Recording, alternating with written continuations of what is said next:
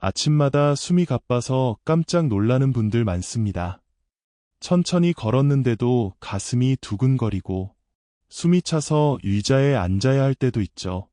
이럴 때 대부분 이렇게 말합니다. 나이 들어서 그래요. 하지만 나이가 아니라 호흡이 문제일 때가 많습니다. 우리는 하루 2만 번 숨을 쉽니다. 그런데 제대로 쉬는 숨은 얼마나 될까요? 대부분의 사람들은 숨을 쉰다기보다 참습니다. 급하게 일어나고, 급하게 먹고, 급하게 말하죠. 몸이 늘 긴장돼 있으니 심장도 쉴 틈이 없습니다. 얼마 전 72세 박 어르신이 그러셨어요. 요즘은 조금만 걸어도 숨이 막혀요. 검사를 해보니 심장은 멀쩡했습니다. 문제는 숨이었습니다. 호흡이 짧고 얕아서 피가 제대로 순환하지 못했던 거죠. 숨이 막히면 마음도 같이 막힙니다. 많은 분들이 이렇게 묻습니다. 선생님, 심장에 좋은 음식은 뭐예요? 그래서 저는 이렇게 답합니다. 좋은 음식보다 먼저 좋은 숨을 드세요. 혹시 지금 이 방송을 들으며 본인의 호흡을 느껴보셨나요?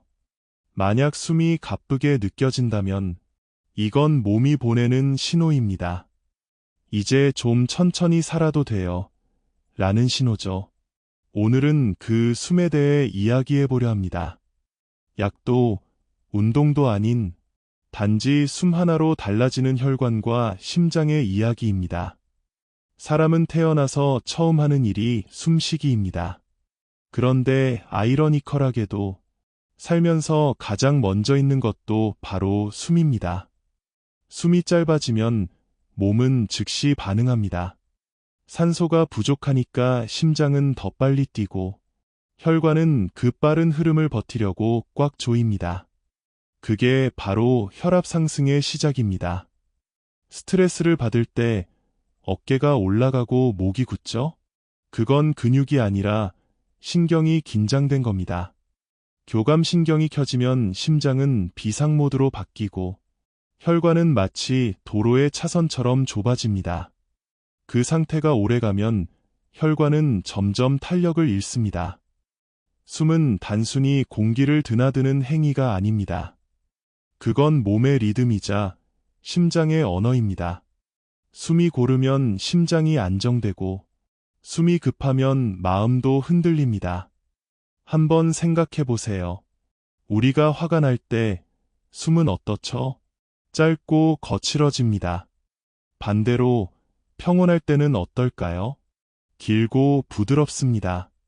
몸은 이미 알고 있는 겁니다. 숨의 길이가 곧 마음의 상태라는 거요.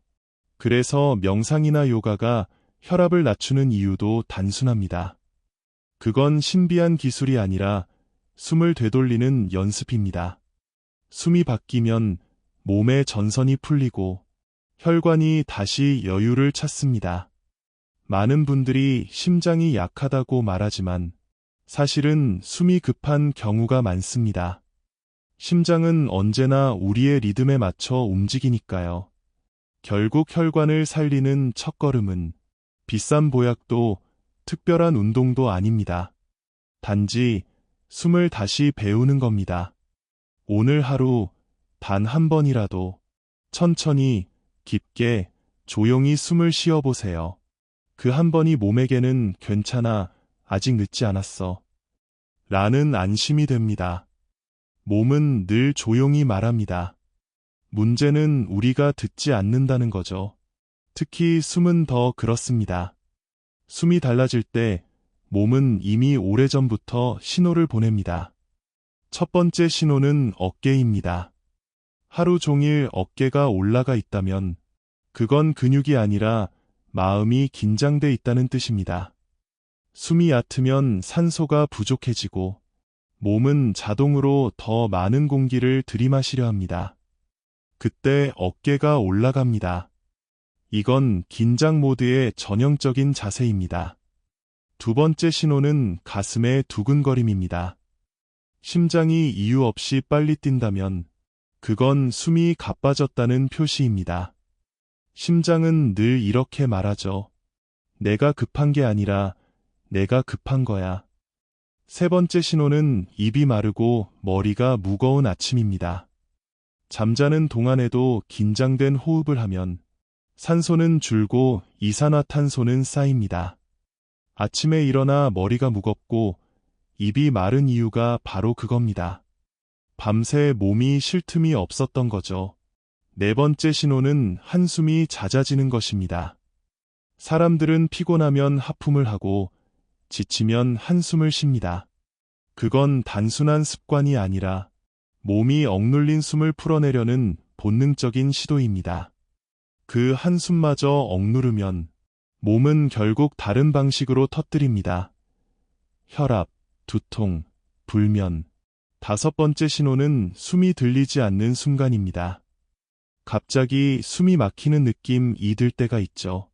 검사에도 이상이 없는데 답답합니다. 그건 마음이 너무 꽉 차서 숨이 들어갈 공간이 없다는 뜻입니다. 혹시 이런 경험 있으신가요? 별일 없는데도 가슴이 답답하고 숨을 들이마셔도 시원하지 않은 날들. 그건 몸이 아니라 마음이 숨을 참는 겁니다. 한 환자분이 그러셨어요. 숨이 막히면 약을 찾게 돼요. 그래서 제가 웃으며 말했죠. 약보다 먼저 의자를 찾으세요.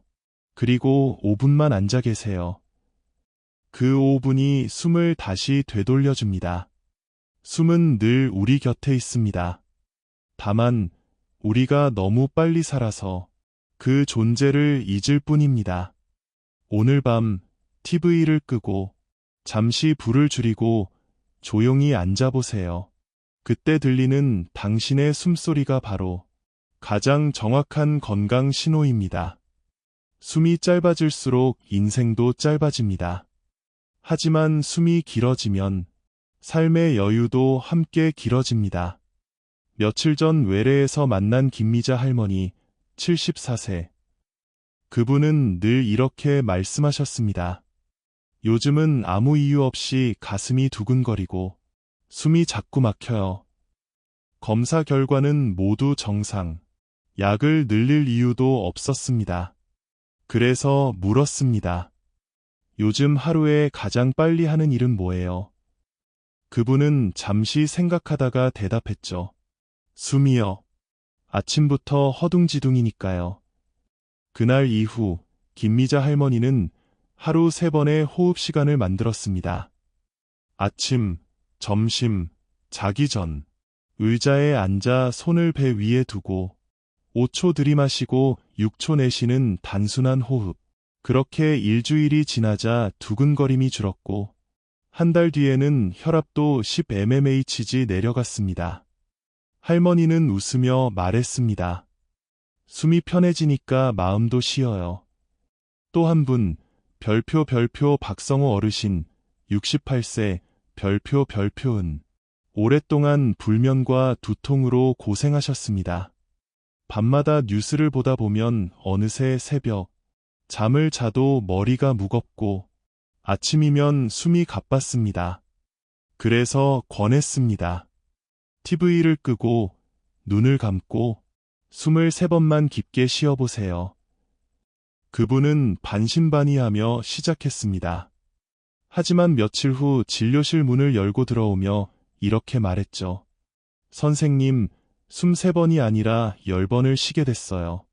그랬더니 머리가 맑아요. 그 한마디가 전부였습니다. 약도, 운동도 바꾸지 않았지만 호흡의 습관 하나로 그의 하루가 달라졌습니다. 마지막으로 별표 이정순 씨 66세 별표의 이야기를 들려드릴게요. 그녀는 늘 피곤했고 걸을 때마다 숨이 차서 엘리베이터만 이용했습니다. 하지만 손녀가 할머니, 우리 같이 숨 쉬자 하며 요가 영상을 보여주었죠. 그날 이후로 매일 10분씩 손녀와 함께 호흡 놀이를 했습니다. 둘이 웃고 숨을 고르다 보니 한 달 후 놀랍게도 계단 2층을 쉬지 않고 올라가셨습니다. 그녀는 말했습니다. 숨을 배우니까 삶이 가벼워졌어요. 사람들은 숨 쉬는 법을 다시 배운다고 하면 웃습니다. 하지만 정작 우리는 평생 숨을 쉬면서도 한 번도 제대로 쉬어본 적이 없습니다. 숨은 단순하지만 강력한 약입니다. 숨이 깊어지면 혈관이 풀리고 심장이 여유를 되찾습니다. 한숨 대신 깊은 숨, 조급함 대신 천천히. 그 두 가지가 약보다 오래 갑니다. 혹시 오늘 하루에도 숨이 가쁘다 느껴진 순간이 있었나요? 그렇다면 그건 병이 아니라 몸이 보내는 잠시 멈춰 달라는 편지일지도 모릅니다. 오늘 이야기의 주인공들은 모두 숨 하나로 삶을 바꿨습니다. 그리고 그건 누구나 할 수 있습니다. 지금 이 순간 당신도요. 숨은 단순합니다. 하지만 단순한 걸 꾸준히 하는 게 가장 어렵죠. 오늘은 약도 도구도 필요 없는 5가지 호흡 처방전을 알려드리겠습니다. 하루 10분이면 충분합니다. 1. 아침에 첫 숨, 천천히 시작하세요. 눈을 뜨자마자 벌떡 일어나지 말고 이불 속에서 잠시 멈춰보세요. 한 손을 배 위에 올리고 숨을 깊게 들이마셨다가 길게 내쉽니다. 배가 오르락내리락 하는 걸 느껴보세요. 이건 단순한 동작 같지만 밤새 긴장된 교감신경을 수면 모드에서 평온 모드로 바꿔줍니다. 심장은 그때 비로소 말합니다.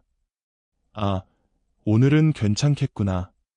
혹시 아침마다 숨이 가쁘고 머리가 무겁나요? 그럼 이 1분이 약보다 빠른 처방입니다. 이 걷는 동안의 숨 리듬을 맞추세요. 많은 분들이 운동할 때 숨을 참고 걷습니다.